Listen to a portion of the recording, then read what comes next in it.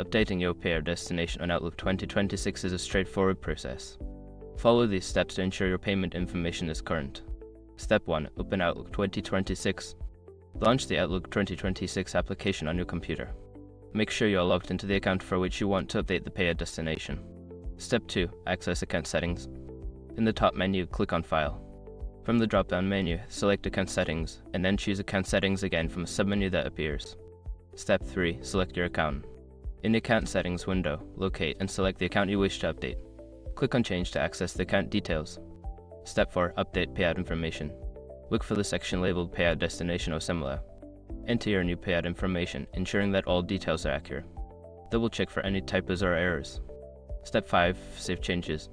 After updating your payout destination, click Next and then finish to save your changes.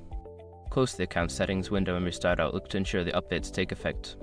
By following these steps, you can successfully update your payout destination in Outlook 2026. Make sure to keep your information up to date to avoid any payment issues in the future.